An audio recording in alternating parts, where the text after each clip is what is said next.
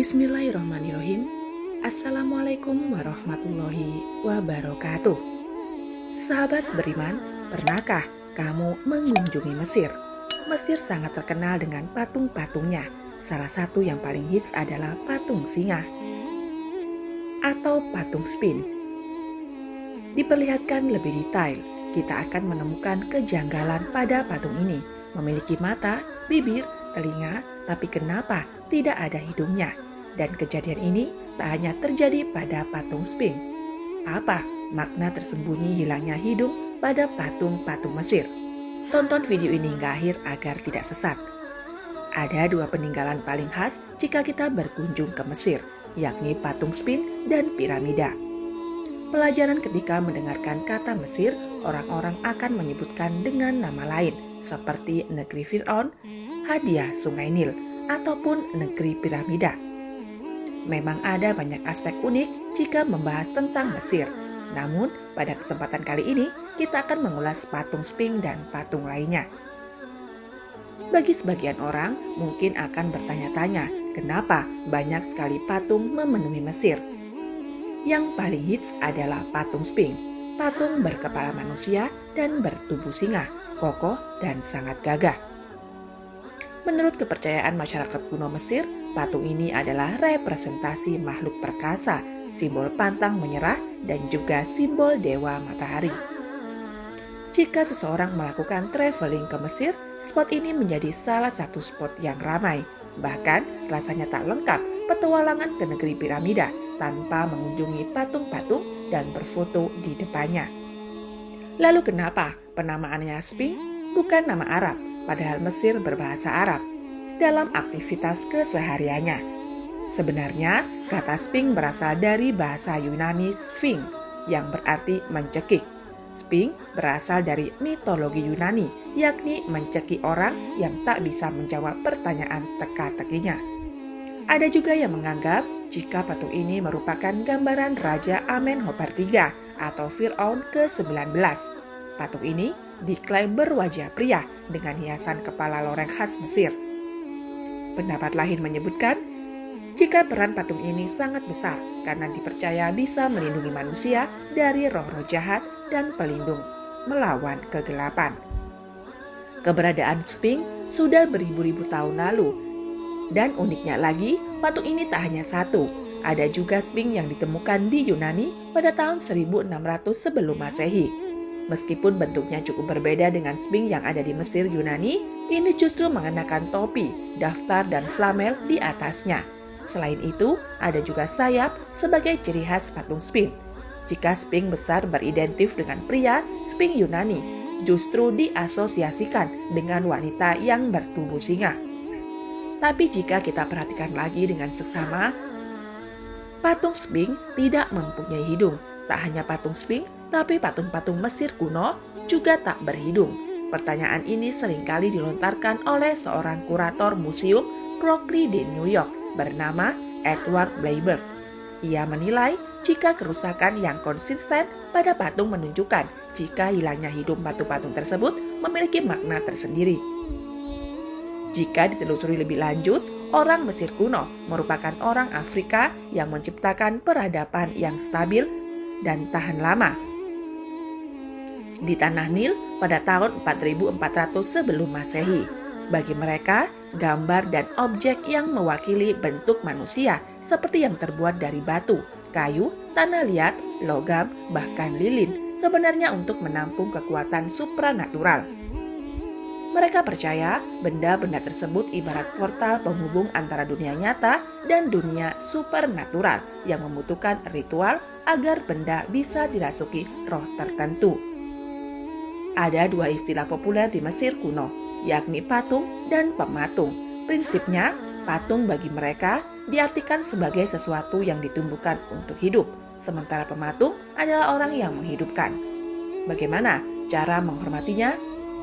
Patung-patung relief dan gambar ikon tersimpan oleh masyarakat Mesir kuno di makam dan kuil. Baik keturunan yang sudah meninggal, mereka akan rajin memberikan makan leluhurnya, entah itu dalam bentuk makanan, hadiah, atau bahkan perhiasan. Setelah itu, manusia lain akan mengirim persembahan pada dewa. Harapannya, mereka akan dilindungi oleh dewa yang mereka puja dan sembah. Patunglah yang menjadi medium mereka berkomunikasi dengan dewa atau manusia yang sudah meninggal, diubah menjadi roh dewa. Selain dapat diaktifkan melalui ritual, orang Mesir kuno juga percaya kekuatan patung tersebut dapat dimatikan melalui kerusakan yang disengaja. Bisa dikatakan mode on dan off-nya bergantung dari manusia sendiri. Jika mereka ingin menonaktifkan, tinggal merusak saja bagian dari patung tersebut.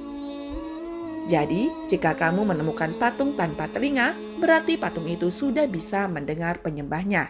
Patung tanpa tangan maknanya yang tak bisa menerima persembahan. Sementara patung tanpa hidung berarti ia sudah tak lagi bernafas. Adalah Akhenaten, salah seorang tokoh Mesir kuno yang gemar merusak patung. Ia berkuasa pada tahun 1353 hingga 1336 sebelum Masehi. Ia dengan berani menghancurkan Dewa Amun sebagai upaya untuk membentuk kembali agama di Mesir. Beberapa pihak juga memang dengan sengaja merusak salah satu bagian patung sebagai upaya mencegah kutukan dan balas dendam. Nah, saat agama Kristen datang, patung-patung relief serta ikon dewa Mesir lain pun secara serentak dirusak agar setan-setan dapat bangkit kembali. Di Mesir bahkan bangsa Arab pun dulunya memiliki sesembahan yang dipuja seperti berhala. Pria ini disebut sebagai paganisme Arab dan pra-Islam, dan orang-orang yang menganutnya dikenal dengan istilah bangsa jahiliyah. Menurut pendapat ahli Asyabuni, bangsa Arab jahiliyah saat ini menganut ajaran monoteis, Nabi Ibrahim alaihissalam, dan Islam pun datang sebagai jalan untuk menyempurnakan ajaran agama yang dulunya dibawa Nabi Ibrahim. Jalan mengislamkan orang-orang jahiliyah tadi sangat berliku, apalagi mereka sudah percaya dengan patung sejak lama. Mengubah mindset mereka tak semudah membalikan telapak tangan. Menurut Ibnu Kalbi, salah satu dorongan mereka dalam menyembah berhala dan batu, itu terdapat tradisi, di mana siapapun yang meninggalkan kota Mekah diharuskan membawa batu yang diambil dari batu-batu yang ada di tanah haram Ka'bah. Kalau setiap mereka singgah, mereka akan meletakkan batu tersebut dan tawaf mengelilinginya, seperti orang muslim mengelilingi Ka'bah. Begitu seterusnya sampai akhirnya mereka menyembah apa yang mereka sukai dan meyakini saja. Selain berhala, bangsa Arab jahiliyah juga pernah menuhankan malaikat. Mereka menganggap malaikat adalah putra-putri Tuhan, sehingga layak untuk disembah. Ada juga yang menyembah jin, roh leluhur, bahkan hantu, karena dianggap sebagai makhluk yang terhormat. Lain lagi dengan sekte lain yang menjadikan bintang sebagai sembahan bagi mereka. Bintang, bulan, dan matahari diberikan kekuasaan penuh oleh Tuhan untuk mengatur alam. Padahal, andai saja mereka sadar siapa pencipta sesungguhnya, kami tidak menciptakan langit dan bumi, serta segala apa yang ada di antara keduanya dengan main-main.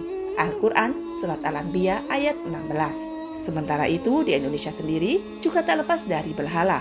Jauh sebelum Islam datang, masyarakat sudah memiliki kepercayaan masing-masing juga, tapi yang paling umum adalah animisme dan dinamisme. Masyarakat akan memohon perlindungan dan permintaan kepada roh agar penyakitnya disembuhkan, terhindar dari bencana alam, perjodohan, dan masih banyak hal lainnya. Hal ini dijelaskan oleh Alan Bernard dan Jonathan Spencer yang merangkumnya dalam sebuah penelitian, Encyclopedia of Social and Cultural Anthropology. Di Indonesia, dengan mudah akan kita temukan beberapa monumen yang terbuat dari batu padu sebagai tempat pemujaan roh. Nenek moyang, pemberian sesajen juga akan sering dijumpai di pohon-pohon besar karena pohon tersebut dianggap memiliki roh. Tak hanya itu, biasanya sesajikan di mata air, kuburan tua, atau tempat yang dianggap angker. Tapi setelah Islam datang pun masih banyak yang juga tetap percaya dengan kekuatan patung. Padahal meskipun itu hanya diletakkan sebagai pajangan saja, namun Rasulullah SAW berpesan agar kita menghindarinya. Sebagaimana sabdanya kepada Ali bin Abi Thalib, "Janganlah engkau tinggalkan patung, kecuali engkau telah membuatnya menjadi tidak berbentuk. Dan jangan pula meninggalkan kuburan yang menjulang tinggi, kecuali engkau meratakannya." Hadis riwayat Muslim. Sahabat beriman, apakah kamu juga memelihara patung Wallahu a'lam bishawab. Wassalamualaikum warahmatullahi wabarakatuh.